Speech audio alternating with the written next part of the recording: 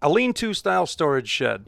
Just a roof held up by a few poles attached to an existing building. Some place to put tools and yard equipment out of the weather. It's a storage solution that has 1,000 uses and only costs a couple bucks per square foot. And today I'm going to show you guys one way to build one. Stay tuned.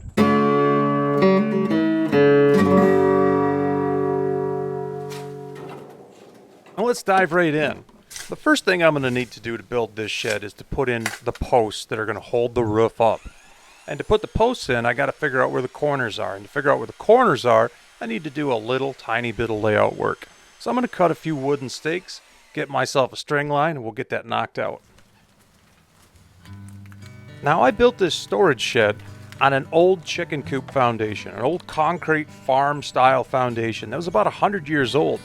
3/4 of this foundation is still pretty good, but the back is all busted up.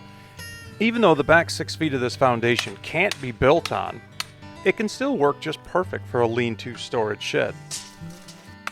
Now, being that I built this building on an old foundation that wasn't square to begin with, I'm not going to worry too much about squaring up the posts for this shed roof. All I'm going to do is use a string line to get a parallel to the building, the way it exists right now. And that's where I'm going to start putting in my corner posts. Now, how long this shed roof is going to be dictated by the metal. I have 8-foot metal. I'm going to have to make the posts a little closer to the building than 8 foot so that there's a little bit of an overhang, but not so close that I can't dig the 2 center post holes because of the old foundation. Once I have my corners located, I'm just going to run a string line from one corner to the next, and then I'm going to mark that string line. The corners are roughly 30 feet from each other, so I'm going to go 10 foot. So I'll have 0, 10 foot, 20 foot, and 30 foot posts.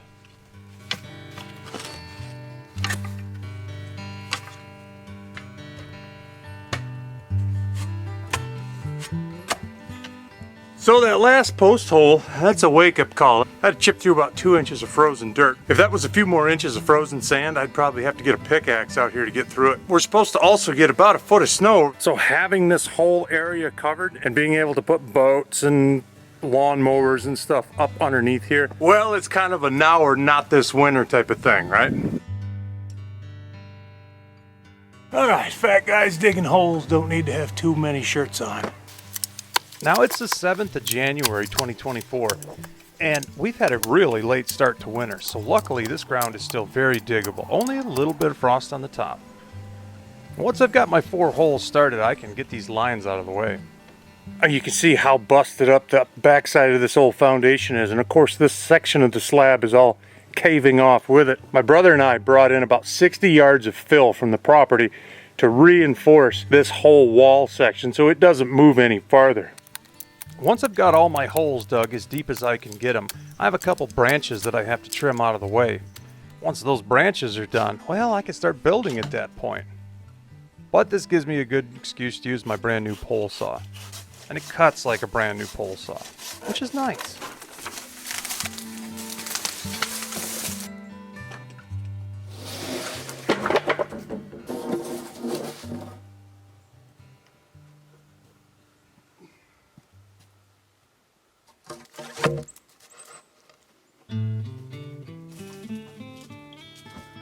Now the ground I'm digging in here is just sand, so I'm going to flood these holes once I fill them back in and get the posts wiggled into position. And that water is going to help all of that sand condense. It's a natural compaction. And once the hole is filled really good and the roof is built, and I know that all the poles are straight, I'll take a spud bar and I'll pack these things just as hard as a rock.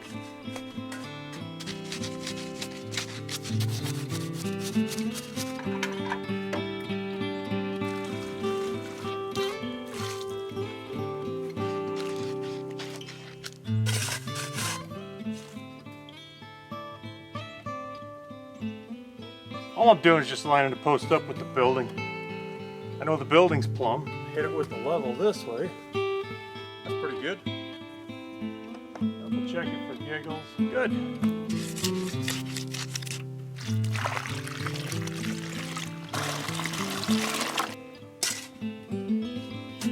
Now the 2 corner posts are critical, and I need to know that they're the same distance off the building and that they're plumb both ways. Once I know that both corner posts are in the right spot, I'll run a string line from one corner to the other. That way I can line up the two posts that are in the middle. Now I need to know that the bottoms are in line with the corners, and then they have to also be plumb at the same time. Then I can start filling the holes in. The posts that I'm using are rated for ground contact, which is very important. A lot of people will ask, why don't you pour these in concrete? Well, it's not a bad idea, more for the weight than for anything else. Because with a building like this, you do run the risk of the updraft of a heavy wind lifting the posts up. But with this concrete foundation right next to it, I'll probably lag a chain or two on these posts and they'll never go anywhere.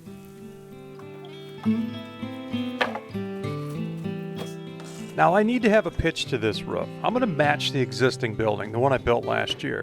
It's about 2 3/4 per foot of fall, roughly. I'm just going to make sure I've got the same drop on both ends of the building, and then I'm going to transfer that mark over.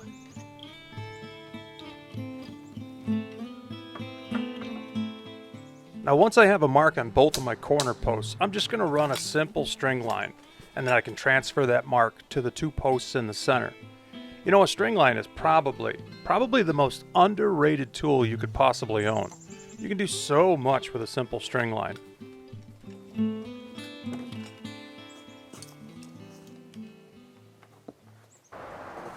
Now this 2x6 is going to be used as a header. I bought this lumber last year, and this long 20-foot 2x6 is really warped, so it's given me quite a fit. I'm having to clamp it and put a lot of pressure on it, and then I'll screw it into place and eventually nail it.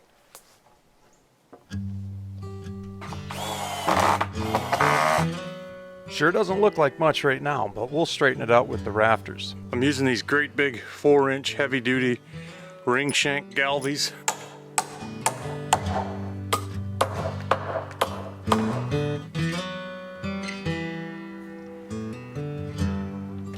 Now setting up a rafter, this is one of the most simple parts of a job, but it's really overthought.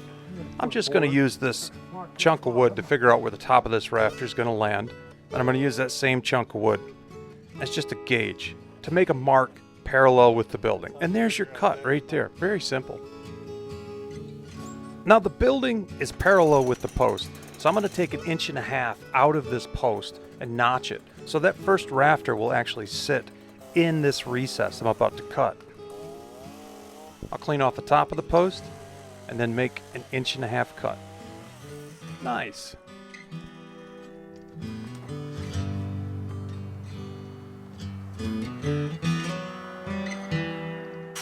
Now I know that rafter is just exactly what it needs to be. I'm going to make every one of them exactly the same. I'll just use the straightest 2x6 I have. Use the angle that I've established, and I'm going to mark all the other 2x6s and trim them up.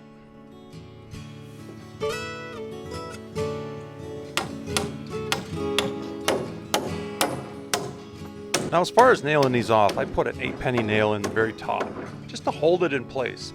Then I'll toenail that rafter into the ledger with 16-penny nails from the side. Now my plan is to come back later and put joist hangers up underneath these rafters, just for extra support. But in the next 48 hours, we're supposed to get 14 inches of snow. So the name of the game is get it done.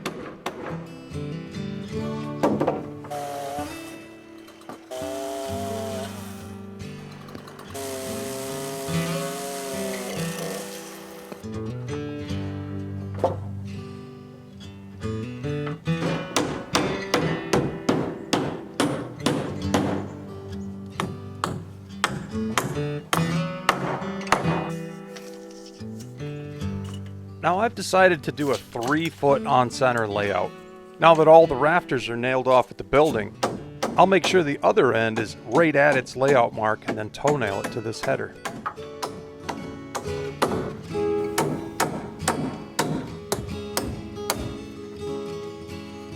Now the design that I'm using here is a double header style. It's got a header on the inside and one on the outside. The only difference is I'm lapping the joints in 2 different spots. I'm using a 20-footer and a 10-footer, and I'm starting the 20 from one end on the outside, and I'm starting it from the other on the inside, just to keep the joints from landing on the same post.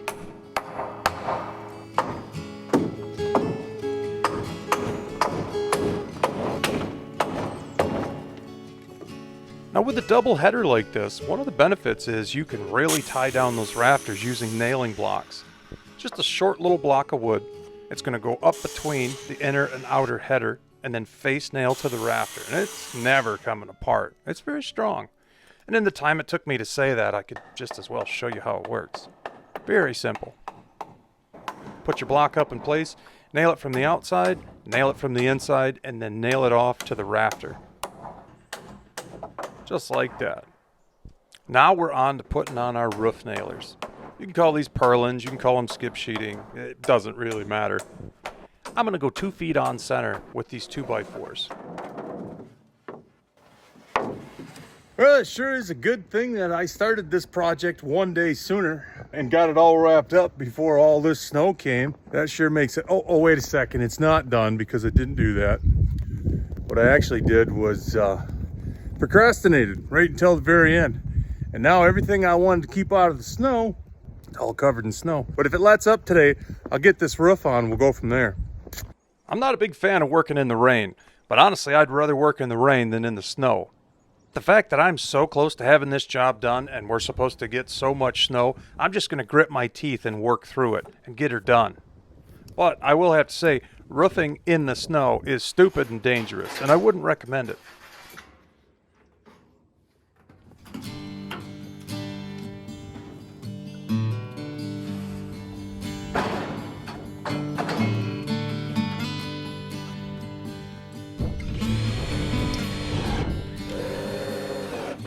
Like any roofing job, the name of the game is to go slow. Keep a real good eye on your work. Make sure you're not missing any screws that need to go in. And more than anything else, be cautious. Luckily, I can do most of this work off of a ladder. And when I do end up having to get on the roof later on in the project, I'm going to make that as safe as I can too.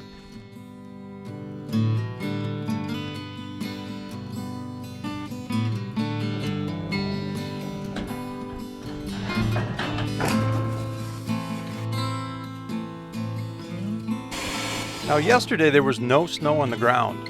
All this snow came overnight and it's been snowing all day. But luckily there's about an hour and 45-minute window in the weather forecast where it's not supposed to snow. So I've got to get this done fast, but I've also got to keep it nice and slow because everything out here is slippery. And I don't want to do something stupid, you know?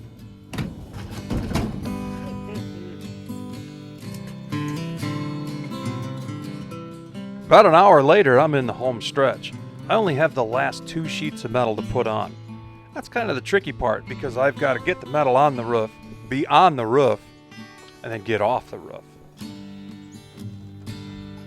Add to that, it looks like my window is over as it's starting to snow again. You want a good cheap safety rope handy? Grab a tow strap. I've wrapped it around one of the rafters on the existing building, and it ain't going anywhere. This will give me something to hang onto as I climb onto the roof, and more importantly, something to hang onto as I get off the roof.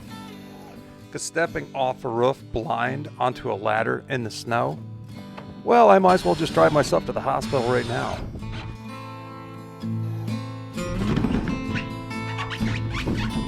Over here, this roof is slippery. Just put a nice death grip on that tow strap. At least you know you're not coming off. Then all you got to do from that point is just find the ladder with your toes.